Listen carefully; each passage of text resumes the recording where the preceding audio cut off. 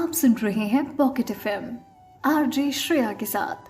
Chapter 23 एक काला घोड़ा। उस एक रात में प्रखर बहुत बड़ा हो गया था। वो और भी ज्यादा समझदार हो चुका था। उसे और भी ज्यादा स्ट्रॉन्ग और समझदार बनाने में तान्या का सबसे बड़ा हाथ था। कुछ सालों बाद जब वो बूढ़ा हो जाएगा तब भी वो इस रात के लिए हमेशा सबसे यादगार रहेगा। उसकी बहन का वो कमजोर शरीर जब वो हॉस्पिटल से निकली थी, वो चमत्कार करने के लिए जो उसने खुद अकेले किया और जिससे उन लोगों की जिंदगी बदल गई। हमेशा के लिए उसके दिमाग में ये रात छप सी गई है। उसे अपनी जिंदगी का असल हीरो मिल चुका था और ये हीरो थी तान्या आहूजा। फाइनली एक लंबे इंतजार के बाद वो लंबी रात खत्म हो गई। जब उसे एहसास हुआ कि उसने ज़रूरत से ज़्यादा पैसे कमा लिए हैं तो वो बस रुक गई। उसने अपनी आंखें मसली और कैफे से बाहर निकल गई। हॉस्पिटल पहुंचकर वो अपने चाचा के बेड तक जाती उससे पहले ही उसने देखा प्रखर उसकी तरफ दौड़ कर आ रहा था। प्रखर पूरी रात अपनी बहन के लिए परेशान हो रहा था।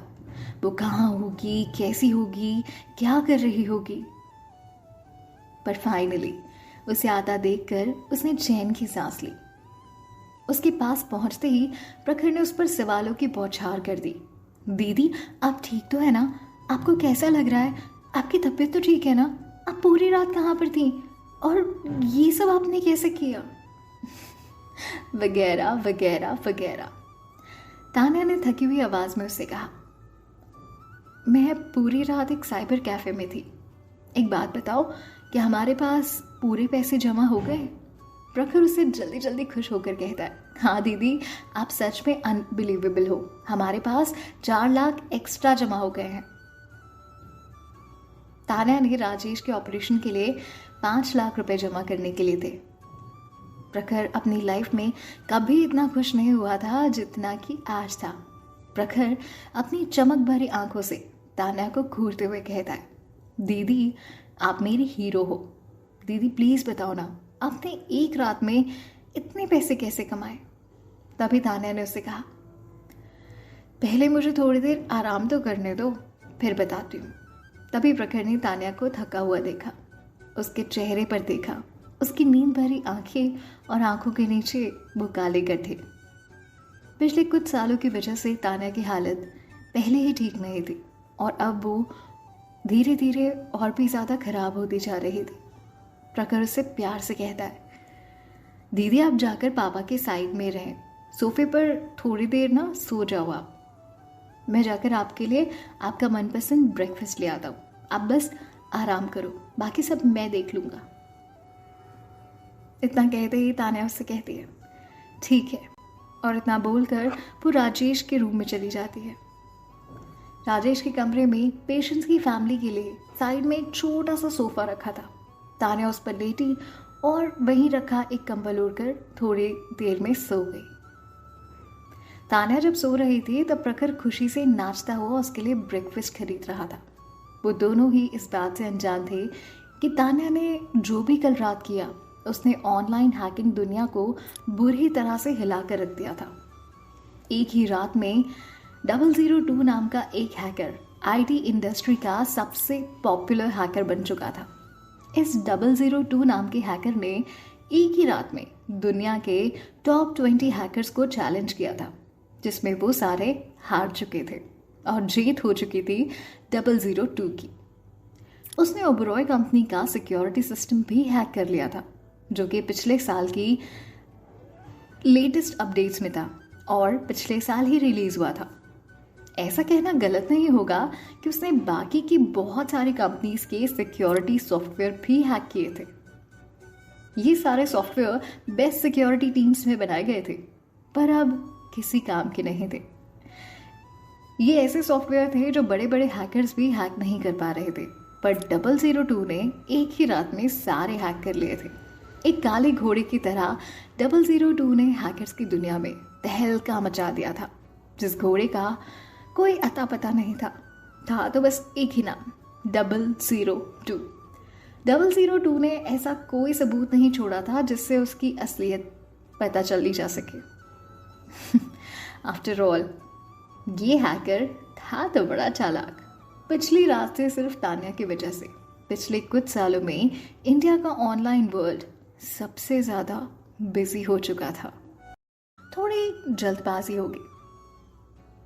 ऑनलाइन दुनिया में जब ये सब कुछ चल ही रहा था, उतने में सडनली आदित्य के पास सुबह सुबह एक फ़ोन आया।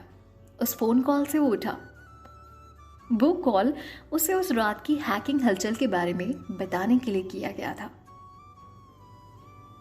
ये फ़ोन उसे राजीव ने किया और फ़ोन पर यह खबर देते हुए उसने कहा, ये बहुत अनबिलीवेबल था। बिना किसी वार्निंग के 002 ने हमारे नए सिक्योरिटी सिस्टम को हैक कर दिया। उसने बाकी कई सारे कंपनीज के सॉफ्टवेयर को भी हैक कर लिया। तुम्हें पता है, उसने टॉप 50 हैकर्स को चैलेंज भी किया था और उसने उन सबको हरा दिया। मुझे ये सारी बात ग्रेपवाइन के थ्रू पता चली, तो मैंने सोचा तुम्हें भी बता दूं। मैंने उन्हें उसे चैलेंज देने के लिए भी कहा, बट इमेजिन क्या हुआ होगा उसके बाद। आदित्य ने अपनी शर्ट पहनते हुए अपनी ब्लूटूथ ईयरफोन में कहा, डोंट टेल मी, उसने पूरी तरह से हरा दिया। उसकी आवाज़ में उसका हाई एक्साइटमेंट और इंटरेस्ट साफ सुनाई दे रहा था। तभी राजीव ने शर्म और आवाज़ में हैरानी लिए कहा, बिल्कुल करेक्ट, उसने ऐसा ही किया। पर यार हैरानी की बात ये थी कि उसने मेरा चैलेंज सिर्फ आधे घंटे में पूरा कर लिया। I mean it was actually a tough task. पता नहीं कैसे कर लिया उसने। उसे प्रोग्रामिंग एक्सपर्ट माना जा रहा था। उसका आधे घंटे में चैलेंज हारना और हराना ये साबित कर रहा था कि उस हैकर में ज़रूर कोई बड़ी बात है, क्योंकि राजीव ने एक्चुअली उसे एक टफ चैलेंज दिया था और इसे ब्रेक कोड कर पाना बहुत डिफ़िकल्ट था। कोई प्रोग्रामिंग एक्सपर्ट ही ऐसा कर सकता था, जैसा कि 002 ने किया। एक बात तो पक्की थी कि राजीव का सामना आज तक जितने भी हैकर से हुआ था, उसमें ये सबसे बेस्ट था, जिसने आधे घंटे में ही उसका चैलेंज एक्सेप्ट करके उसे हरा भी दिया। एक्चुअली ये शायद सच नहीं था, क्योंकि वो पहले भी एक पागल हैकर से मिल चुका था, जो कि आदित्य था। आदित्य ने उसका मजाक उड़ाते हुए कहा, तुम्हें पक्का यकीन है कि तुम मुझसे झूठ नहीं बोल रहे हो, क्योंकि तुम मुझे आधे घंटे से बोल रहे हो, जबकि उसे 10 मिनट में तुम्हारा चैलेंज पूरा कर लिया था। राजीव चिढ़ते हुए कहता है, मिस्टर आदित्य ओबरॉय, क्या तुम इस तरह अपने दोस्त से बात करते हो? ऐसे? हाँ। आदित्य को लगा कि कॉल काटना ही सही होगा। तभी अचानक राजीव हंस पड़ा और उसने कहा, वेल, ऐसा नहीं बोल सकते कि मुझे उससे हार कर बुरा लग रहा है। वो तो एक पागल जीनियस था। हालांकि ऐसा लग रहा है कि 002 को पैसों की बहुत ज़रूरत होगी, क्योंकि उसने बातों में बिना टाइम वेस्ट करते हुए मेरा चैलेंज एक्सेप्ट किया और पैसे मिलने के बाद उसने उसके बाद कोई बात ही नहीं की। पर मैंने तुम्हारी कंपनी का नाम पर उसके लिए एक मैसेज छोड़ दिया। मैंने उसे प्रॉमिस किया है कि अगर वो हमारे यहाँ काम करने आता है तो हम उसकी मनचाही सैलरी में उसे ड्रॉप देंगे। तुम्हें बुरा तो नहीं लगा मैंने तुम्हारी कंपनी का नाम यूज़ किया? एक्चुअली इससे पहले कि कोई और कंपनी उसे ये ऑफर देती, मैंने देना ठीक समझा। आदित्य ने उसे कहा, अरे बिल्कुल बुरा नहीं, हमें 002 जैसे लोगों की ही तो ज़रूरत है। तुमने जो किया सही किया। ठीक है, अगर उसने हाँ कहा तो मैं तुम्हारी तरफ से ट्रीट। डन? वो कहता है, ठीक है, मैं तुमसे बाद में बात करता हूँ। आदित्य फ़ोन कट करके ये सोच रहा था कि आखिर कि 002 है कौन? ये तो कोई नया ही था और हैकिंग दुनिया में इतनी हलचल मचाने के बाद उसकी इम्पोर्टेंस उस वक्त पैसों से भी ज़्यादा बढ़ चुकी थी। अब चाहे कुछ भी हो, आदित्य उस 002 को अपनी कंपनी में लाने के लिए पूरी कोशिश करने वाला था। ये बात तो फुल एंड फाइनल थी। उसकी इतनी तारीफ सुनने के बाद आदित्य उस 002 से मिलना चाहता था, ये सोचकर कि दुनिया में उसके अलावा इतना टैलेंटेड कोई दूसरा हैकर भी है? उसके चेहरे पर एक बड़ी सी स्माइल आ रही थी।